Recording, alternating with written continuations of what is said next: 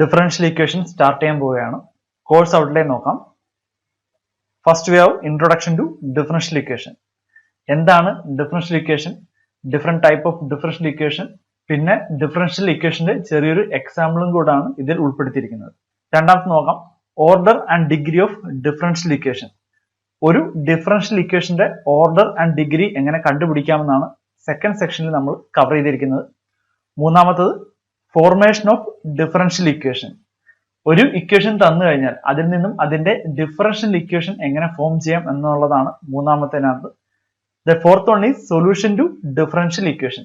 ഒരു differential equation തന്നു കഴിഞ്ഞാൽ അതിന്റെ സൊല്യൂഷൻ എങ്ങനെ കണ്ടുപിടിക്കാം എന്നുള്ളതാണ് നാലാമത്തെ സെക്ഷൻ നമ്മൾ കവർ ചെയ്തിരിക്കുന്നത്. അപ്പോൾ ഇവിടെ ഏകദേശം 90% ഓഫ് ദ എൻറ്റയർ സിലബസ് എവിടെയാണ് ഈ പറയുന്ന fourth topic, that is solution to differential equation ആണ്. ആദ്യത്തെ മൂന്നും വളരെ ചെറിയ ടോപ്പിക്കുകളാണ്. നമുക്ക് ഇൻട്രൊഡക്ഷനിലേക്ക് പോവാം. Differential equation. ഇവിടെ നമ്മൾ ആദ്യത്തെ എക്സാമ്പിൾ എടുക്കുകയാണെങ്കിൽ വി ഹാവ് എക്സ് പ്ലസ് 3 = 4. ഇതൊരു നോർമൽ ആൾജിബ്രൈക് ഇക്വേഷൻ ആണ്. ബട്ട് ഇവിടെ എക്സിനെ ഞാൻ dx upon dt എന്ന് റീപ്ലേസ് ചെയ്യുകയാണെങ്കിൽ we get dx upon dt plus 3 = 4. ഇതൊരു ഡിഫറൻഷ്യൽ ഇക്വേഷൻ ആണ്. കാരണം ഇതിൽ എന്തുണ്ട്? ഒരു ഡെറിവേറ്റീവ് ടേം ഉണ്ട്.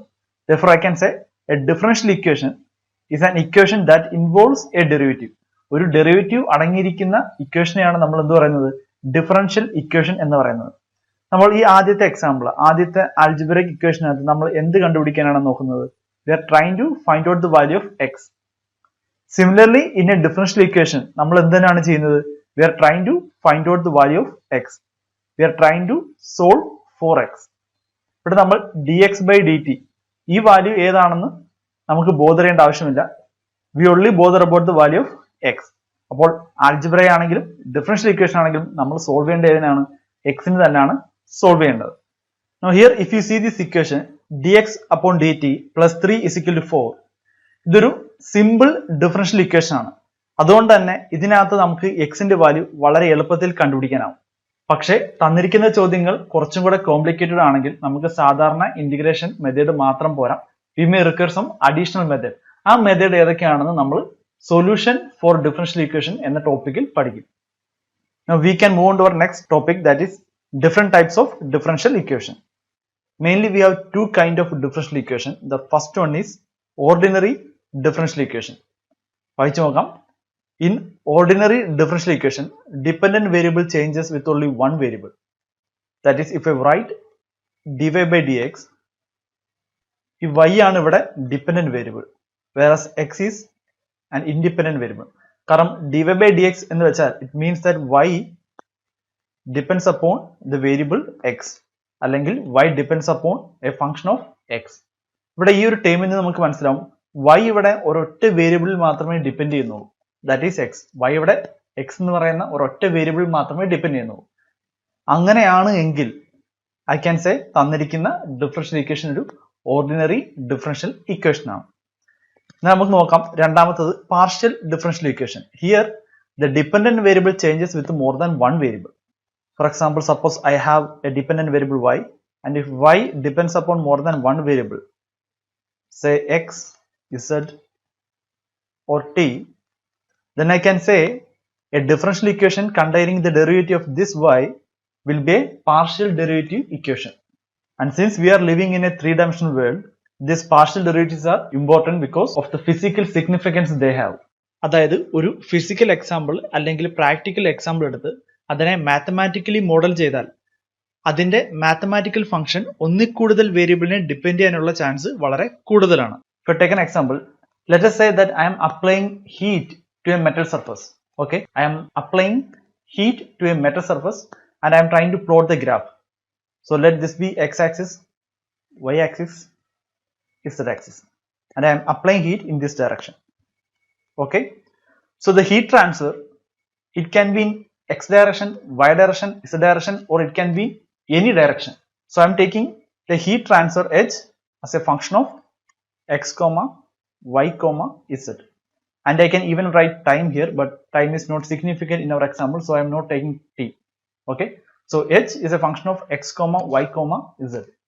So in this case I require one partial derivative to show the rate of change of heat transfer in x direction, and another partial derivative to show the rate of change of heat transfer in y direction, and another partial derivative to show the rate of change of heat transfer in z direction. For example, if I take rho h divided by rho x, and this one is a partial derivative. Why do you call it partial? Because here h is a function of x, y, z. Heat transfer x ലേക്കും y ലേക്കും z directionലേക്കും എല്ലാ directionലേക്കും പോകുന്നുണ്ട്. Whereas this one, rho h by rho x, it means rate of change of heat transfer in x direction only. This term only gives us a partial information, therefore we call it as partial derivative. അപ്പോൾ ഇങ്ങനെ partial derivatives അടങ്ങിയിരിക്കുന്ന differential equationനെയാണ് നമ്മൾ എന്ത് പറയുന്നത്? Partial differential equation എന്ന് പറയുന്നത്. Now you see what is ordinary differential equation. ഇതിനെ ordinary എന്ന് വിളിക്കാൻ കാരണം dependent variable ഒരു വേരിയബിളിനെ മാത്രം ഡിപ്പെൻഡ് ചെയ്യുന്നതുകൊണ്ടല്ല. It is simply because there is no partial derivatives in that function. ഒരു ഡിഫറൻഷ്യൽ ഇക്വേഷനകത്ത് പാർഷ്യൽ ഡെറിവേറ്റീവ്സ് ഇല്ല എങ്കിൽ നമ്മൾ അതിനെ എന്ത് വിളിക്കുന്നു? ഓർഡിനറി ഡിഫറൻഷ്യൽ ഇക്വേഷൻ എന്ന് വിളിക്കുന്നു. ഒരു ഡിഫറൻഷ്യൽ ഇക്വേഷനകത്ത് പാർഷ്യൽ ഡെറിവേറ്റീവ്സ് ഉണ്ടെങ്കിൽ അതിനെ പാർഷ്യൽ ഡിഫറൻഷ്യൽ ഇക്വേഷൻ എന്ന് വിളിക്കുന്നു. Let us consider this equation, that is f is equal to ma. ഒറ്റ നോട്ടത്തിൽ ഇതൊരു ഡിഫറൻഷ്യൽ ഇക്വേഷൻ അല്ല. But if you pay attention to this alphabet a here, a is nothing but acceleration. So I can write a is nothing but rate of change of velocity with respect to time. And what is velocity? Velocity is nothing but rate of change of position with respect to time. Therefore I can write a is nothing but d square x divided by dt square. Therefore this equation I can rewrite a is equal to f divided by m, or simply put d square x divided by dt square is equal to f divided by m. So this is certainly a differential equation. Now let us say that f, that is the force, is something around 100 Newton and mass is around 10 kg. So in that case f divided by m, so all I am trying to say is that the f is nothing but a value, m is also a value. Therefore when we divide f by m, we are going to get a value, and let that be is equal to 10. That is f by m is equal to 10. Therefore I can write d square x divided by dt square is equal to 10. Okay, now how can I find out the value of x? All I have to do is take integration in both sides. Therefore I get dx by dt is equal to 10t plus a constant. Still നമുക്ക് x ന്റെ value കിട്ടിയില്ല. അപ്പോൾ വീണ്ടും എന്ത് ചെയ്യുക? വീണ്ടും ഇതിനെ integrate ചെയ്യുക. Therefore x is equal to 10 into t square by 2 plus c1 t plus another constant c2. This I can write x is equal to 5 times t square plus c1 t plus c2. ഇതാണ് നമ്മുടെ പൊസിഷന്റെ equation. Therefore I can say ഈ തന്നിരിക്കുന്ന equation എന്ന് പറയുന്നത് ഈ തന്നിരിക്കുന്ന ചോദ്യത്തിന്റെ solution ആണ്. That is d square x by dt square is equal to 10. ഈ തന്നിരിക്കുന്ന ചോദ്യത്തിന്റെ സൊല്യൂഷൻ ആണ്, അല്ലെങ്കിൽ ഈ തന്നിരിക്കുന്ന ഡിഫറൻഷ്യൽ ഇക്വേഷന്റെ സൊല്യൂഷൻ ആണ് ഈ പറയുന്ന x is equal to 5t square plus c1t plus c2 എന്ന് പറയുന്നത്. Now this solution ഇതൊരു യൂണിക് സൊല്യൂഷൻ അല്ല, because here we have c1 and c2. ഇതൊരു കോൺസ്റ്റന്റ് ആണ്. ഈ കോൺസ്റ്റന്റിന് it can take infinite number of values, minus negative to positive negative വരെ ഏത് വാല്യൂസും c1 and c2 it can take. അങ്ങനെയാണെങ്കിൽ ഇത് ഒരിക്കലും എന്താവില്ല, ഒരു യൂണിക് സൊല്യൂഷൻ ആവില്ല, ഇതൊരു ജനറൽ സൊല്യൂഷൻ മാത്രമാണ്. അങ്ങനെയാണെങ്കിൽ ഈ തന്നിരിക്കുന്ന ഇക്വേഷനിൽ നിന്ന് എനിക്ക് എങ്ങനെ ഒരു യൂണിക് സൊല്യൂഷൻ കണ്ടുപിടിക്കാൻ പറ്റും? Okay, so we had A differential equation. അതിന് നമ്മൾ എന്ത് ചെയ്തു? അതിന്റെ സൊല്യൂഷൻ കണ്ടെത്തിയത് ജനറൽ സൊല്യൂഷൻ ആണ്. ഈ ജനറൽ സൊല്യൂഷനിൽ നിന്ന് നമുക്ക് എങ്ങനെ യൂണിക് സൊല്യൂഷനിലേക്ക് പോകാൻ പറ്റും? നമുക്ക് യൂണിക് സൊല്യൂഷൻ കിട്ടണമെങ്കിൽ എന്ത് വേണം? We need initial conditions. ഒരു ജനറൽ സൊല്യൂഷനിൽ നിന്ന് യൂണിക് സൊല്യൂഷനിലേക്ക് പോകണമെങ്കിൽ വി നീഡ് ഇനിഷ്യൽ കണ്ടീഷൻസ്. ഇവിടെ എക്സ് എന്ന് പറയുന്നത് എന്താണ്? പൊസിഷൻ ആണ്. ലെറ്റ് us say ഒരു ഒബ്ജക്റ്റിന്റെ പൊസിഷൻ ആണെന്ന് വിചാരിക്കുക എക്സ് എന്ന് പറയുന്നത്. അറ്റ് എ ടൈം t1 ഇതിന്റെ പൊസിഷൻ എവിടെയാണ് എന്ന് മനസ്സിലാക്കണമെങ്കിൽ നമ്മൾ എന്തൊക്കെ അറിഞ്ഞിരിക്കണം?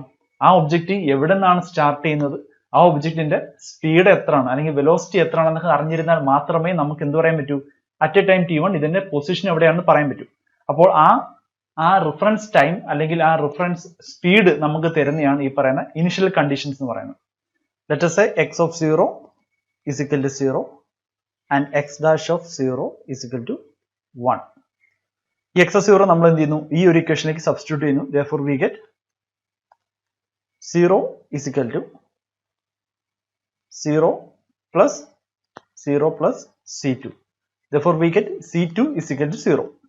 ഇവിടെ x of 0 എന്താണ് തരുന്നത്, നമുക്ക് തരുന്നത് ഇനിഷ്യൽ പൊസിഷൻ ആണ് തരുന്നത്. so next we have x dash of 0 is equal to 1. and what is x dash of 0? dx by dt. so dx by dt times 0 ആകുമ്പോഴാണ് x dash of 0 എന്ന് പറയുന്നത്. and x dash of 0 is equal to 1 when time is equal to 0. so I can write 1 is equal to 0 plus c1. therefore c1 is equal to 1. അപ്പോൾ c2 എന്താണെന്ന് കിട്ടി, c1 എന്താണെന്ന് കിട്ടി.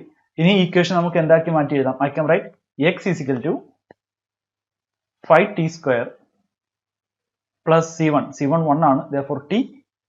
therefore ഇതാണ് നമ്മുടെ unique solution. ഏത് differential equation unique solution ആണ്? തന്നിരിക്കുന്ന ഇതിന്റെ യൂണിക് സൊല്യൂഷൻ ആണ്. ഈ തന്നിരിക്കുന്ന ഡിഫറൻഷ്യൽ ഇക്വേഷന്റെ യൂണിക് സൊല്യൂഷൻ ആണ് നമുക്ക് കിട്ടിയിരിക്കുന്നത്.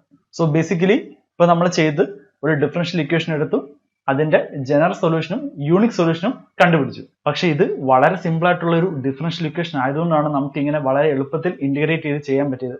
എന്നാൽ ക്വസ്റ്റ്യൻസ് കുറച്ചും കൂടെ പാടാണെങ്കിൽ നമുക്ക് ഇങ്ങനെ എളുപ്പത്തിൽ ചെയ്യാൻ പറ്റില്ല. അങ്ങനെ എളുപ്പത്തിൽ ചെയ്യണമെങ്കിൽ നമ്മൾ വേറെ കുറച്ച് മെത്തേഡും കൂടെ പഠിക്കണം.